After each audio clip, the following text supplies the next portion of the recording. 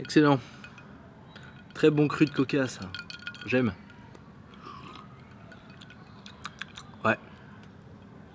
Je vous le conseille. Bon les enfants, l'heure est grave, hein. On va pas aller chercher midi à 14h30, demain il y a le bac. Donc qu'est-ce que vous faites devant cette vidéo? Ouais, je sais que je vous distrais, je sais que c'est pas bien, mais normalement vous auriez dû tout couper. Portable sur le côté, ordinateur rangé dans le placard. Mais bon, maintenant que t'es là, reste et puis voilà, on va discuter, je vais t'apprendre 2-3 trucs pour réussir ton bac. Parce que moi tu vois, j'ai passé mon bac il y a 3 ans déjà, donc je suis un peu adoyen, je suis un peu un ancien dans le milieu du bac, dans le milieu de la scolarité. Et c'est vraiment une belle expérience à vivre, hein. Je vous la conseille toutes et tous. Enfin, vous aurez pas le choix, mais je vous la conseille, vous allez ressortir de là grandi, vous serez quelqu'un de différent, vraiment. Et les études supérieures c'est génial, ça va te permettre d'acquérir des compétences dans des domaines bien précis, ça va te permettre de développer humainement. Ouais non, c'est de la branlette, hein. C'est de la touchette clairement. Attends, même moi en terminale S, j'ai l'impression d'avoir plus morflé qu'en 3ème année d'école de commerce. C'est pour te dire. Donc dans cette vidéo, je vais te donner quelques petites astuces, quelques petits trucs, hein, qui va te permettre d'avoir ton bac hyper facilement. Mais déjà, si ça peut vous rassurer, moi j'ai réussi à avoir mon bac scientifique avec 6 en maths, 9 en physique et 11 en SVT. À ce moment-là, je crois que tu peux y aller sereinement. Donc déjà pour commencer, je vais m'adresser aux parents. Arrêtez de stresser vos enfants, ça sert à rien. Ils le sont déjà assez, donc n'en rajoutez pas une couche. Ah mais il y a des parents, ils sont encore plus stressés que leurs enfants, donc du coup ils ont envie de leur faire comprendre. Eh Juliette, t'attends quoi pour réviser ton bac? Mais j'ai que 13 ans. Et alors? Tu crois que c'est une excuse? Eh, le bac ça arrive bientôt, hein. Donc tu prends ton cahier d'histoire et tu me révises ça tout de suite, s'il te plaît. Et plus vite que ça, moi j'ai pas envie d'attendre. Lâche-moi, Michel. Non, dépêche-toi. Deuxième petit truc général, et après on passera aux astuces matière par matière, c'est révise bien tous les chapitres. Parce qu'avec la chance de merde que t'as, tu vas tomber sur le seul chapitre, l'unique chapitre que t'auras jamais relu et que t'auras pas révisé. Et après tu vas rentrer chez toi en chialant, tu vas dire à ta mère: oui ma vie c'est de la merde, je suis tombé sur le seul chapitre que j'ai pas vu, je vais redoubler. Donc fais pas cette connerie sinon tu seras en tort. De toute façon au bac t'es censé tout savoir. Bon maintenant on va voir les astuces matière par matière. Tout d'abord la toute première épreuve, la philosophie. La philosophie ça va aller très vite. Vous savez rien maintenant, il faut l'accepter. Vous allez rien savoir le jour de l'épreuve. Et même avec une correction, vous allez rien comprendre. Moi je serais vous, je privilégierais le sujet libre. Parce que c'est le moins contraignant, t'as une phrase, bon bah tu fais introduction, thèse, antithèse, synthèse. Tous les délires que t'as en tête, tu les écris sur une feuille. Hein, on sait jamais, ça peut fonctionner. Et tu sais, sur un malentendu, allez, tu pourras aller tâter le neuf. Hein. Alors que le commentaire de texte, si tu dis pas exactement ce qu'a voulu dire l'auteur dans ce passage à linéa 7, ligne 5, oh là là. Et sachez que les correcteurs de philosophie seront principalement vieux, c'est-à-dire qu'il ne faut pas négliger la propreté de votre copie. Essayez de gratter 1 ou 2 points là-dessus, hein, on sait jamais. Et surtout, apprenez par cœur une citation d'auteur, une seule, hein, et calez-la dans tous les sujets possibles. Qu'importe le sujet sur lequel vous allez tomber, vous calez la même expression. Ça passera crème. Donc mon astuce pour la philosophie, allez chez votre dealer le plus proche, achetez-lui l'herbe la plus forte qu'il ait, fumez-la 1 heure avant l'épreuve, et bon bah à vous de jouer hein. Maintenant le cauchemar de tout élève, les mathématiques. Là je sais ce que vous allez me dire, oui Mathieu t'étais en S, normalement tu devais aimer les maths, je comprends pas, qu'est-ce qui t'arrive? Mais non mais j'étais nul en maths, j'étais une brêle, j'avais que des vieilles notes, tout le temps, à chaque interro. Quand j'avais 12, j'étais le roi du monde. Attends, quand je te dis que j'ai eu 6 au bac de maths, c'est pas genre ouais j'ai eu 6, je suis dégoûté putain. Non, c'est j'ai eu 6. Mais c'est incroyable. Mais attends, mais waouh. Mais je suis trop fort. De toute façon les maths, misez tout sur les statistiques. Ça va vous rapporter 6, 7, 8, peut-être 9 points si vous êtes chanceux cette année. C'est pour ça, blinde les stats et après bah le reste c'est du bonus, tu vois, tu vas tranquille, les racines carrées, ceci, cela. Easy. Donc mon astuce pour les mathématiques, tout le monde la connaît, mettez tout votre cours sur votre calculatrice, toutes vos formules, tout, parce que le jour où elle va disparaître, il y en a qui vont chialer, hein. Il y en a ils seront pas bien. Hein. Déjà que le taux de réussite en maths est pas hyper élevé, alors quand la calculatrice va disparaître,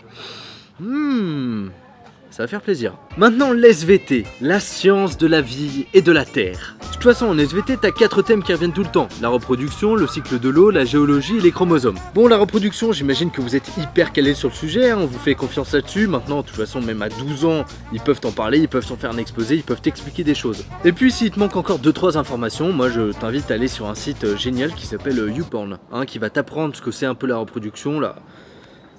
Vraie reproduction. Le cycle de l'eau, écoute, bah tu dessines un nuage, tu dessines une montagne qui tombe, tu dessines 2-3 cours d'eau, une mer, tu dis que l'eau va tomber du nuage à cause de la condensation, qu'il va y avoir précipitation, que ça va s'infiltrer dans le sol ou alors que ça va couler dans les cours d'eau, dans les ruisseaux et compagnie.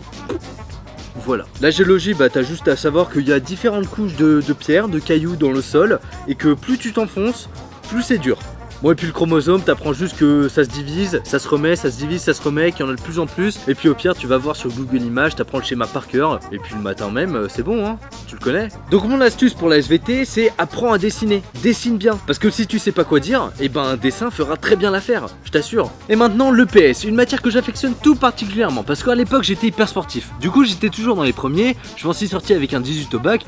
Bon, moi je m'en faisais pas. Mais par contre, pour les autres, comment tu fais si t'es pas sportif? Comment tu fais? Quelle astuce tu as pour justement viser le 15 par exemple? Eh ben je vais t'expliquer. Le professeur de sport est une personne qui aime qu'on fasse comme lui. C'est-à-dire qu'il faut le copier tout le temps, H24. Quand il va te montrer un exercice, fais exactement pareil. Suis ton prof de sport à la trace, parle-lui de sport, parle-lui de sa vie, il va kiffer. Et même si t'en as rien à foutre, au moins lui il va se dire ok, cet élève est intéressant. Je vais le garder en tête. Donc même si t'es une grosse merde en sport, que tu sais pas aligner 2 pas en courant, que tu sais pas tenir une raquette de ping-pong, c'est pas grave, tu peux t'en sortir avec une très bonne note. Mon astuce pour ça, c'est montre à ton prof, qu'importe l'épreuve, hein, montre-lui que t'es essoufflé, que t'es au bout de ta vie. Et là, il va te remarquer.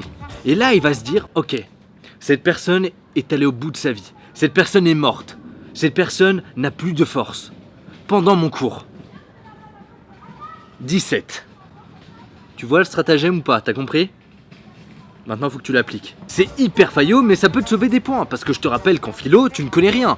Maintenant passons aux langues. Anglais, espagnol. De toute façon en anglais vous avez aucune excuse pour être mauvais vu le nombre de séries et de films que vous pouvez regarder en version originale. À ce niveau là vous pouvez pas vous plaindre. Par contre pour l'espagnol, c'est autre chose. Et puis ce que je te conseille pour l'espagnol, c'est plisser les yeux, parler très vite et changer le ton de ta voix. Et en gros, ça donne ça. Hola, me llamo Mateo, tengo 21 años, vivo en Nanterre y juego al tenis durante 16 años y pienso que la vida es muy bien.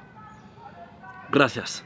Et pendant l'oral, quand le professeur te parlera ou te posera des questions, n'hésite surtout pas à lui répondre si, claro, si.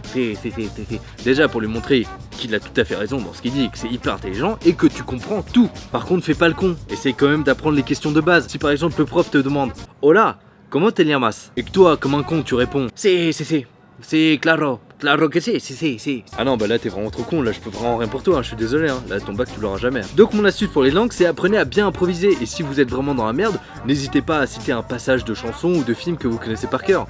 Ah le français, quelle matière adorable. Qu'est-ce que j'étais nul.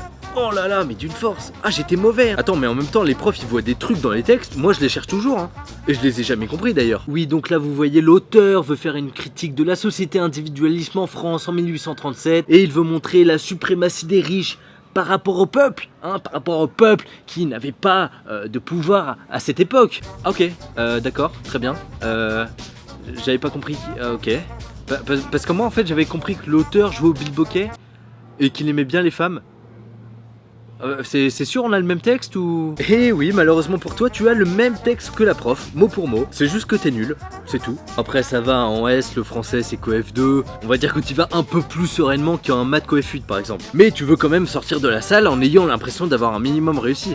Normal. Donc mon astuce pour le français est très simple, tu vas prendre le commentaire de texte et tu vas faire ton plan. Introduction, structure et cadre du récit, comment il se décompose. Et deuxième partie, avant la conclusion bien sûr, c'est tu vas parler de la critique de l'auteur sur le temps qui passe ou alors les gens riches. C'est toujours le temps qui passe ou les gens riches.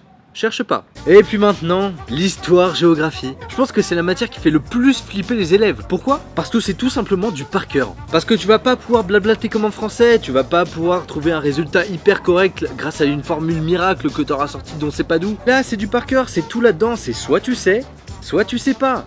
Mais si tu sais pas, bonne chance. Donc voilà pour l'histoire-géographie, à part le coloriage où tu pourras un peu regarder à droite à gauche sur les voisins.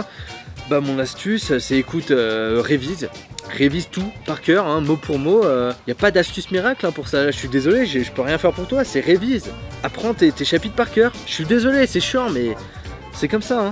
Écoutez, de toute façon le bac c'est de l'eau hein, ou du coca, ça dépend ce que vous buvez. Ça va bien se passer et j'ai entendu dire que si vous partagez cette vidéo et que si vous mettez un petit pouce bleu, vous aurez votre bac facilement.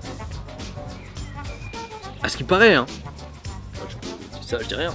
Moi mon bac je l'ai, hein. Je l'ai eu, t'en fais pas. Moi c'est bon, c'est passé, hein. C'est pour toi que je dis ça, hein. C'est pour toi. Hein. C'est tout. Donc bonne chance. Et puis à bientôt.